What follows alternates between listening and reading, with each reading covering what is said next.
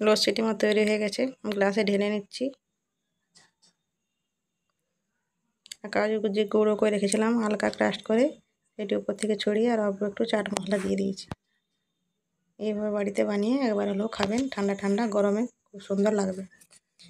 এখানে আমি ঘরে পাতা টক দই নিয়ে নিয়েছি, আপনারা চাইলে দোকান থেকেও কিনে নিয়ে আসতে পারেন। ঘরে আমি দই পেতেছিলাম, টক দই, সেটি দিয়ে দিচ্ছি।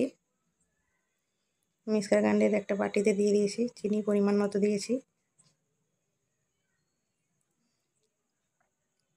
একটু এলাচ নিয়েছি, এলাচটি একটু গুঁড়ো করে নিচ্ছি, আর দইয়ের সাথে ভালোভাবে পেস্ট করা হবে না, তাই এলাচটি আমি গুঁড়ো করে দিয়ে দিচ্ছি।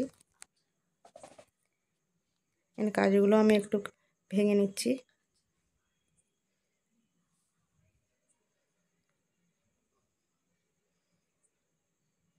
হালকা ভেজে অল্প রেখে দিয়ে আর অল্প দিয়ে দেব।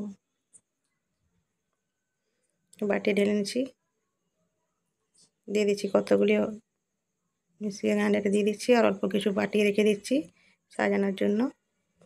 অল্প একটু চাট মশলা দিয়ে দিচ্ছি আর অল্প একটু বিট নুন, সব পরিমাণ মতো দিয়েছি। মিক্সিং গ্রাইন্ডারে আমি ভালো করে পেস্ট করে নিয়েছি চারদিকে। গ্লাসে ঢেলে নিচ্ছি। দেখুন কত সুন্দর ফেনা হয়েছে। এটা হাতের সাহায্যে করলেও হবে, কিন্তু দেরি হবে, তাই আমি মিক্সার গ্রাইন্ডারে দিয়েছিলাম। অল্প উপর থেকে কাজু বাদাম আর চাট মশলা ছড়িয়ে একটি, দেখুন কত সুন্দর হয়েছে, খেতে পুরো দোকানের মতো। বাবু দেখ কি বানিয়েছে, খেয়ে দেখ। লস্যি ভালো হয়েছে, দোকানের মতো পুরো। মায়ের রান্নাগুলো যদি ভালো লেগে থাকে তবে অবশ্যই চ্যানেলটিকে সাবস্ক্রাইব করে লাইক কমেন্ট শেয়ার করবেন।